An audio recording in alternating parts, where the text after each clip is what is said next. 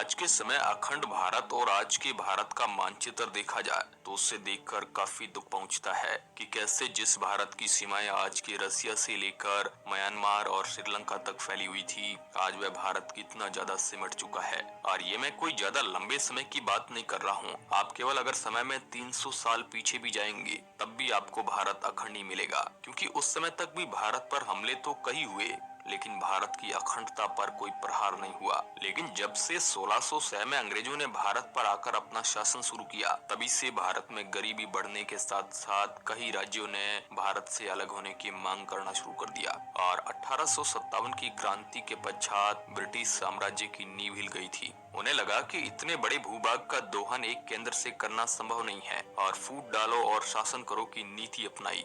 भारत को अनेकानेक छोटे छोटे हिस्सों में बांट दिया। केवल इतना ही नहीं, ये भी सुनिश्चित किया कि कालांतर में भारत एक न हो सके। सबसे पहले अफगानिस्तान भारत से अलग हुआ, जो अखंड भारत पर एक बहुत गहरी चोट थी। ये बंटवारा भी अंग्रेजों ने ही किया था और अंग्रेजों को इससे ज्यादा फर्क नहीं पड़ा क्योंकि ये उनका खुद का देश नहीं था। और जैसे जैसे अंग्रेजों का शासन भारत पर और भी मजबूत होता गया तो कई दूसरे छोटे राज्यों ने अखंड भारत से अलग होने की इच्छा जताई और बड़े बड़े प्रदर्शनों के चलते अंग्रेजों ने उन्हें भी भारत से अलग कर दिया, जिसमें नेपाल, भूटान, तिब्बत जैसे इत्यादि देश शामिल थे। और इसके बाद आजादी के समय यानी 1947 में जो हुआ वह तो हम जानते ही है। कैसे अंग्रेजों ने बचे हुए भारत पर एक लाइन खींचकर पाकिस्तान और बांग्लादेश को भी भारत से अलग कर दिया। अलग अलग देश बनाने की इस चोट से भारत उभर ही रहा था कि उसे पाकिस्तान और चाइना से भी युद्ध लड़ने पड़े।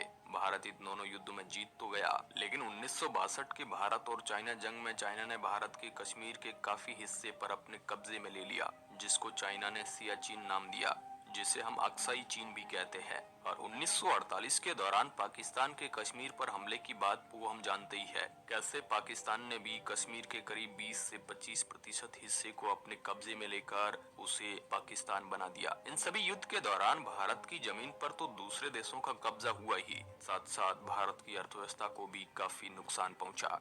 और अगर भारत में कोई बंटवारा हुआ ही ना होता तो शायद आज कश्मीर पूरा अखंड भारत का हिस्सा होता और भारत पाकिस्तान के बीच कोई जंग ही हुई ना होती। यहाँ तक कि शायद 1962 की जंग में भी अखंड भारत के सामने चाइना ज्यादा समय तक नहीं टिक पाता और हम चाइना के भी कुछ भाग पर कब्जा कर लेते। चलिए अब देखते हैं, अगर भारत आज भी अखंड होता तो भारत की जनसंख्या कितनी ज्यादा होती। 2020 के आंकड़ों के अनुसार भारत की जनसंख्या 146 करोड़ को पार कर चुकी है। और अगर पाकिस्तान, नेपाल, भूटान, बांग्लादेश, श्रीलंका, अफगानिस्तान की बात की जाए तो इन सभी देशों की कुल जनसंख्या आज के समय करीब 50 करोड़ है। यानी अगर आज भारत अखंड होता तो भारत की कुल जनसंख्या चाइना को पार करते हुए 190 करोड़ से भी ज्यादा हो जाती, जो पूरी दुनिया की जनसंख्या का करीब 15% है। यानी उस समय हमारा भारत जनसंख्या के मामले में दुनिया का नंबर 1 देश होता। और सिर्फ जनसंख्या ही नहीं बल्कि अखंड भारत की सीमाएं भी इतनी ज्यादा थी कि जमीन के मामले में भी भारत पूरी दुनिया की जमीन का करीब 3 से 4% हिस्सा अपने पास रखता,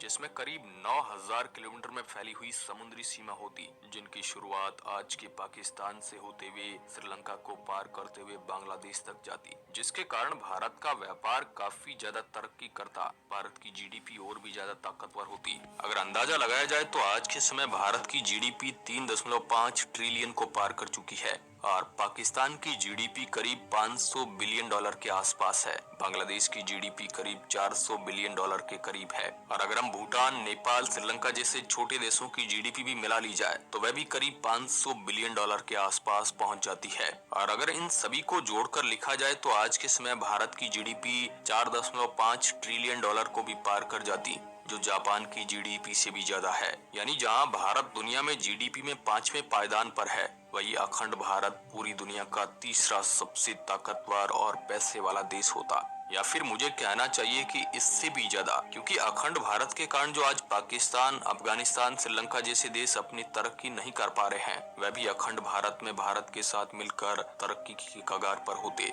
जिसमें भारत की जीडीपी कई गुना ज्यादा होती। पर हम सभी जानते हैं कि एक ताकतवर और पैसे वाले देश को एक बड़ी सेना भी चाहिए होती है। वैसे आज के समय में भी भारतीय सेना दुनिया की तीसरी सबसे बड़ी और ताकतवर सेनाओं में से एक है। पर अगर आज भारत अखंड भारत होता तो भारतीय सेना आज से कई गुना ज्यादा ताकतवर होती।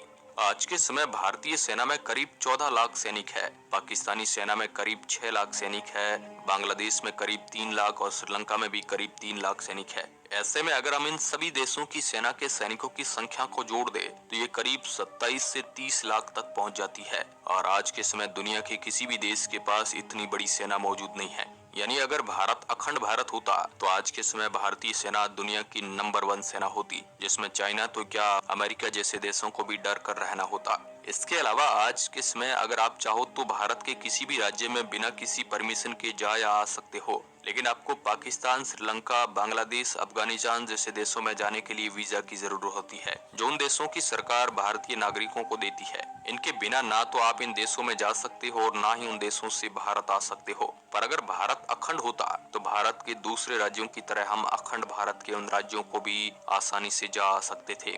आप पाकिस्तान के किसी भी हिस्से में रह सकते थे, बांग्लादेश के किसी भी हिस्से में अपना पिकनिक मना सकते थे या फिर श्रीलंका में भी कभी पहाड़ों की वादियों पर घूमने जा सकते थे। वैसे इसमें कोई शक नहीं है कि भारत में आज भी सभी धर्मों के लोग काफी प्यार और भाईचारे से रहते हैं, लेकिन कभी अगर धर्म के नाम पर भारत का बंटवारा हुआ ही ना होता तो आज अखंड भारत में सभी धर्म के लोग और भी प्यार से रहते होंगे और हम सब एक साथ मिलकर भारत की तरक्की में और भी अच्छे से योगदान दे पाते। वैसे आज के समय तो भारत का सबसे बड़ा राज्य राजस्थान है, लेकिन अगर अखंड भारत का होता तो उस समय भारत का सबसे बड़ा राज्य आज के पाकिस्तान का सबसे बड़ा राज्य बलूचिस्तान होता। पर अगर तरक्की और जीडीपी की बात की जाए तो उसमें सबसे पहला नंबर आज के महाराष्ट्र का ही आता, जिसकी जीडीपी 450 अरब डॉलर है, जो पूरे पाकिस्तान की जीडीपी से भी ज्यादा है। वैसे दोस्तों, हमने अभी तक जितनी भी अखंड भारत के बारे में बात की है और उसकी ताकत और क्षमताओं को समझा है, शायद अखंड भारत उससे भी कई गुना ताकतवर होता, क्योंकि उसके बाद हम जम्मू कश्मीर या पाकिस्तान के दूसरे राज्य और दूसरे देशों के हिस्सों का प्रयोग काफी अच्छे से कर पाते, क्योंकि लोग काफी आसानी से इन जगहों से भी भारत के दूसरी जगह पर जा सकते हैं। इससे लोगों का जीवन और भी ज्यादा बेहतर होता।